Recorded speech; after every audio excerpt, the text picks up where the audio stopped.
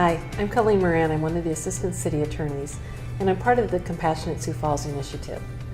Compassionate Sioux Falls is an initiative that asks people to act with compassion. Even though we know we're a very compassionate city, there's always room for improvement.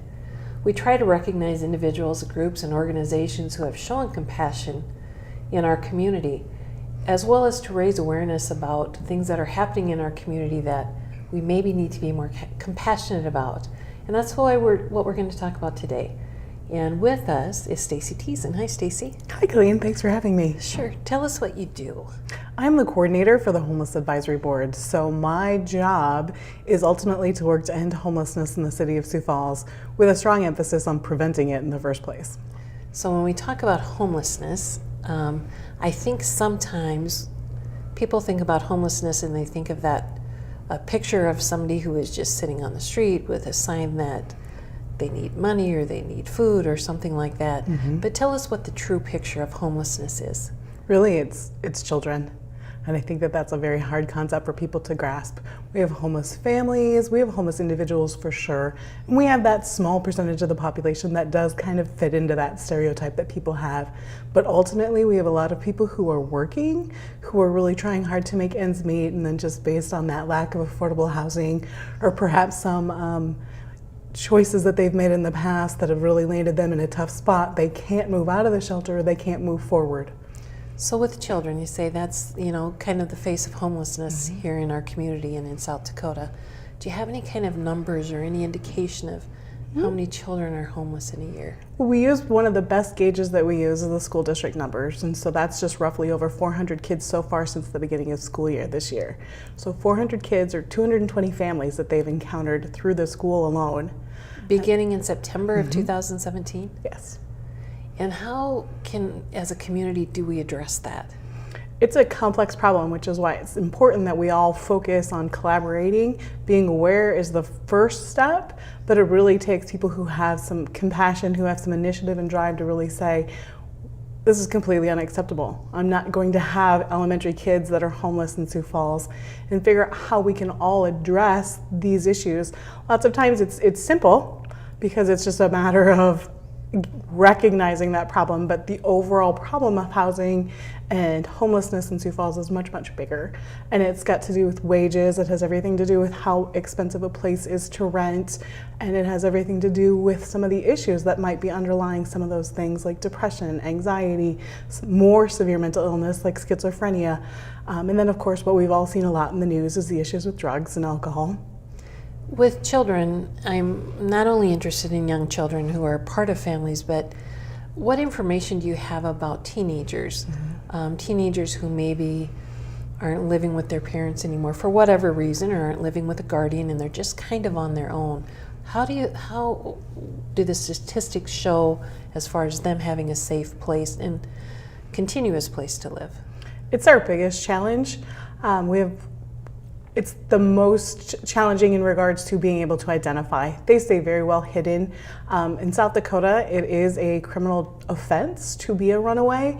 So lots of times if our kids are getting pushed out because of their parents' choices or because they are no longer welcome in their home environment, they are left on their own. So they will couch surf, they will stay with a boyfriend or girlfriend, they will live in their car and still go to school every day, and no one will know that they are homeless. They are an invisible population. If you look at that same set of numbers that I just gave you, we've only identified 12 unaccompanied youth, but we know that that number is much, much bigger. The services available are pretty nominal. Volunteers of America has a wonderful program. And of course, November is also National Runaway Homeless Prevention Month. So when you think of those two things, it's interesting that they collide together. But the reality is we just have no good grasp, and they are so very vulnerable. They are so good at the ability to be taken advantage of because they're in desperate situations. We've seen a lot of conversation in the past about trafficking and how vulnerable those victims are. If you're a 15 or 16-year-old girl and you're on your own and you don't know where to go or who to turn to for help, you become an easy victim for someone who knows how to prey on someone's vulnerabilities. You talked about couch surfing. Tell us what you mean by that term. I mean people who are just looking, our kids, I'm more concerned about our kids, that are looking or staying with friends, family, anyone who will take them in. Sometimes we see families that go back to, that leave the community and they leave their children behind because the rent's paid through for the end of the month. And then what happens come, say, maybe the 1st of November, and there's no one to pay the rent. They're going to be evicted, and they're not going to have anywhere to turn to and no options. And so when we talk about couch surfing, it's really that. It is going from place to place to place, keeping your stuff stashed here, your stuff stashed there. And we've seen kids as young as 12 years old who know how to do that very effectively.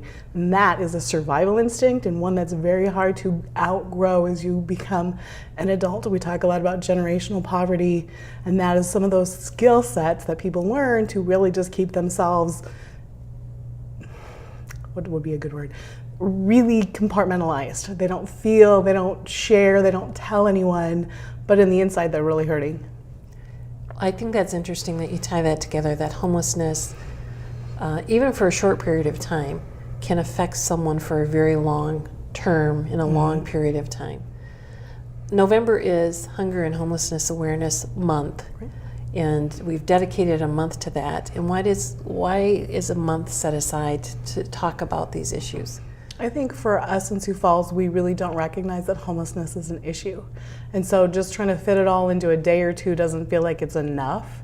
And with the cold weather coming and so many agencies in Sioux Falls that are dedicated to trying to help, I think it gives us a great opportunity to umbrella together and provide a greater level of protection. When we talk about hunger, it would seem to be impossible that people could go hungry in our community, but that happens. To be food insecure, I think, is one of the terms that's used. What are our hunger statistics, or what do you see in your work about people that just can't find the resources in order to keep their family fed or themselves fed? Well, food stamps, or what's known as SNAPs these days, is one of the biggest preventers of hunger, simply because it's supposed to provide food for people. When you look at just the Minnehaha County statistics, in September, 8,400 children in Minnehaha County were receiving food stamp benefits through their family. And so you think about that, and I think the statistic is 1 in 6 are food insecure in South Dakota. So that really means that they don't know where their next meal is going to come. You think of programs like The Banquet, who provide meals every night, and how many people are in line for that meal. I always use an example of children and thinking of them living in motels, and the family has no transportation, so they're on foot. So if they're staying at a place like one of the hotels on Russell and they're walking downtown to The Banquet, that's a 3-mile walk. So any calories that you consume, you're easily burning off by walking back to that hotel room after you've eaten. And we think about how important food is for kids to be able to concentrate in school. We're grateful that there's free meals for breakfast and lunch for those kids who qualify, and any homeless kid will qualify for that based on federal government. But ultimately, food insecurity is a huge piece of the overall problem for our kids. If they're experiencing hunger, they're not able to focus or concentrate, and you will oftentimes see behavior issues because of that. One of the groups that we haven't talked about, and I don't know that people really consider when they think about homelessness and hunger, are individuals with disabilities.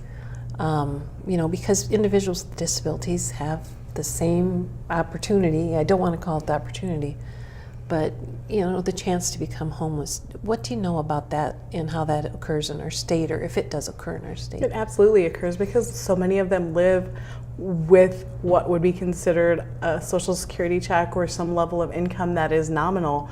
And with rents for apartments being upwards of $700, it's pretty easy to say that the majority of any income that they do have would be geared towards rent. That doesn't leave them money for food, that doesn't leave them money for any kinds of medications or anything that they would have. I think roughly the statistic is 27% of our folks with disabilities live under the poverty guidelines. And so when you consider all of the pieces that they're already struggling with, and hopefully having a wonderful support system with, it doesn't work always. And so we will see people at the shelters that are suffering from homelessness simply because of the lack of income, the lack of affordability, the lack of supportive services all the way around for them. And we said that November is a month to talk about these issues. Do you have things that are planned, events that are going to go on in November to try to raise additional awareness? For the first time ever, we're going to try a Pick 6 challenge That's what I'm cleverly calling it.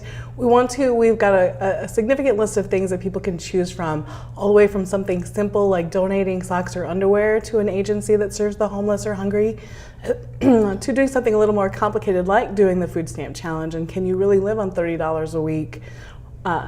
Is that something that's even an option anymore if you're not doing anything other than ramen noodles? But then we also have a proclamation where we'll announce to the community the issues that we're experiencing with homelessness in Sioux Falls, as well as a landlord engagement panel where we're trying to encourage landlords to work closer with people who may have less income, who may have non-stellar credit or some issues on their criminal background. Just really an opportunity for people to get together and engage in conversation. We will do our annual memorial celebration November 15th at 6 p.m., which is just an opportunity for people to come together and celebrate those who have experienced homelessness, who may have passed away, as well as just an opportunity to get together and share experiences. If people in the community want to find additional information about those activities, about homelessness and hunger in our community, is there anywhere that they can find that information? Two easy places. The Sioux Empire Homeless Coalition is one of our lead entities for homelessness in Sioux Falls, and they have a Facebook page that is currently active and advertising some of those pieces, as well as the Homeless Advisory Board. It has a website through the minnehahacounty.org portal, so if you can find it at the bottom of the page there, that's a great place to look for information as well. Is there anything else you want to tell us, Stacy? Just truly keep your eyes open. People in Sioux Falls don't always have that appearance of looking homeless. You might think that you can point someone out, but my phrase is it might be the kid sitting next to yours. It might be the person handing you your coffee. It might be the person who took a shower in the sink at the gas station on their way to work. You don't know what you don't know, so please take an opportunity this month to get to know people who are experiencing homelessness. Volunteer at the Bishop Dudley or St. Francis House. Really get to know those in your community who are the most vulnerable. And with Compassion at Sioux Falls, we often define compassion as recognizing a need in the community and then doing something about it. And certainly in November, we can recognize a need, and I would encourage everyone in our community to think of the next steps they can take to do something about this. If you'd like to learn more about Compassion at Sioux Falls, you can find information on our website, which is at siouxfalls.org/compassion or #CompassionateSF.